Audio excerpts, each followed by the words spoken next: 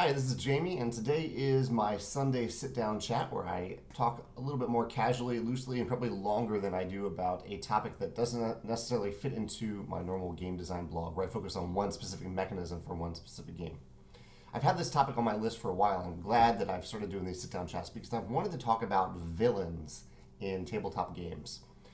And let's start with movies, actually, before I get to games. I think that some of the best movies in their genres, maybe not the best movies ever, but the best movies in their genres are elevated by having memorable villains. And not just memorable, but also villains that you can't take your eyes off of. And the classic example for me is the Joker in The Dark Knight.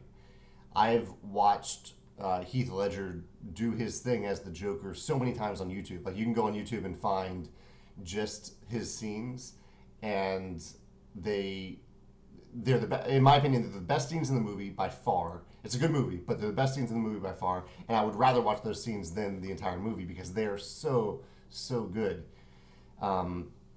He just does a fantastic job as the villain in that movie. He's just compulsively watchable. And some other examples that came to mind are Thanos in the recent Infinity War. Infinity War is a movie about Thanos, not really about the other characters. It's a movie about the bad guy, which is fascinating. Darth Vader, one of the classic villains of all time. Like, when I think of Star Wars, I think of Darth Vader. Hannibal Lecter from Silence of the Lambs. I don't think that movie would be well known really at all, were it not for the book, of course, that came before it. Hannibal Lecter makes it, and he's not even the main bad guy of the movie, really, but he is a bad guy in the movie. Hans Gruber in Die Hard. Die Hard's a fantastic movie, and John McClane, he does a great job doing what he does. I think this is one of the few movies in this list that I think could be up there, even with a bad guy that got less screen time and was less interesting. But Hans Gruber makes the villain really, really good.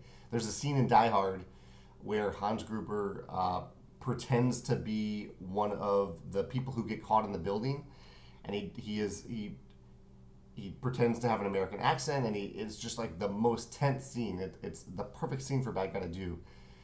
Loki is one of the great villains in the Marvel universe, just because he loves chaos and he's mischievous. He's kind of like the Joker in The Dark Knight. And Voldemort. Voldemort, I wasn't sure if I should put him on this list, but I think book 6 of the Harry Potter series really elevates Voldemort for me, because it goes into his backstory. It doesn't necessarily make you empathize or sympathize with him, but it fleshes out his character a lot more than just making him a bad guy who wants to do bad stuff.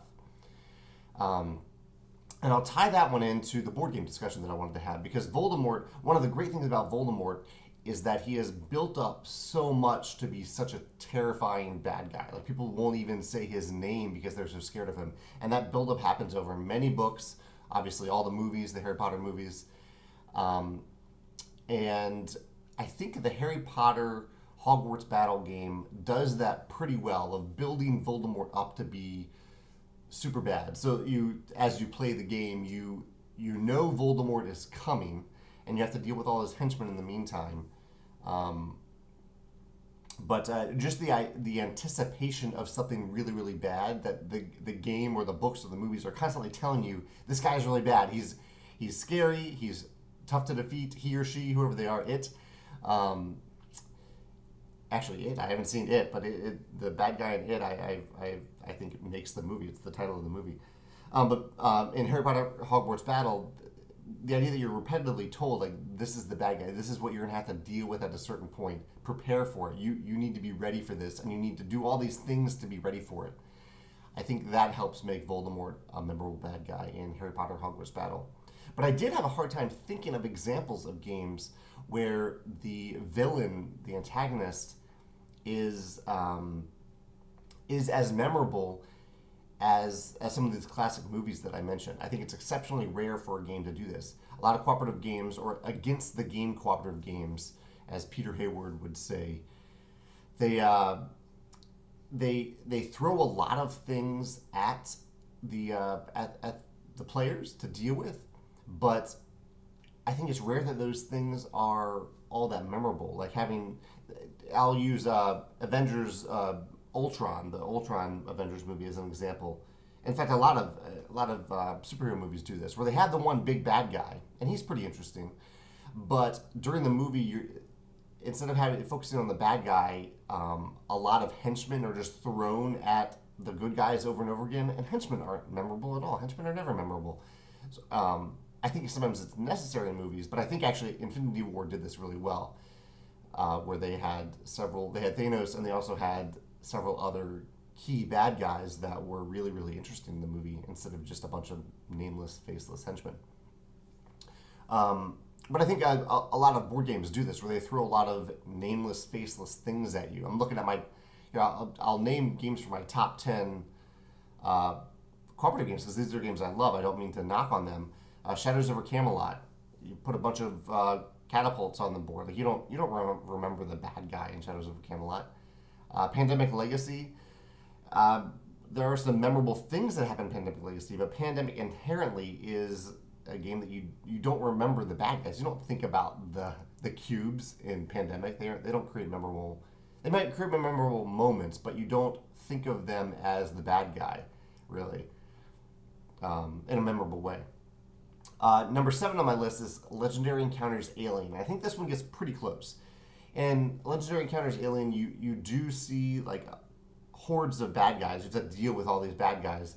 But kind of like in Harry Potter Hogwarts Battle, you know that you're building up to deal with the queen herself. And you know that she's super powerful and that you somehow have to defeat her. And so that sense of dread creates a sense of a memorable character in that queen. But the one problem with both of those, Harry Potter with Voldemort and Legendary Encounters with the Queen, is that you don't get to know the bad guy very well throughout the game. In the same way that you get to know Thanos in Infinity War, that you get to know Joker in The Dark Knight. And I think that really helps create a memorable villain. And the one game that I think does this really, really well is Sentinels of the Multiverse. There are tons of villains in Sentinels of the Multiverse, but each of them have their own decks and their own unique aspects about them.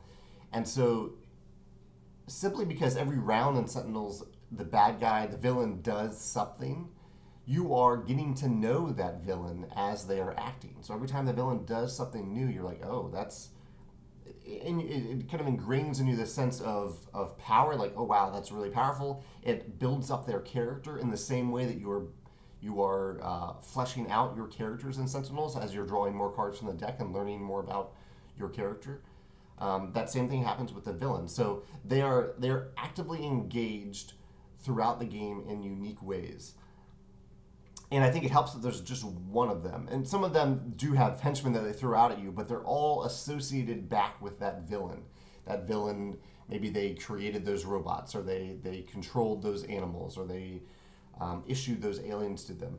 It's all character building for that specific villain.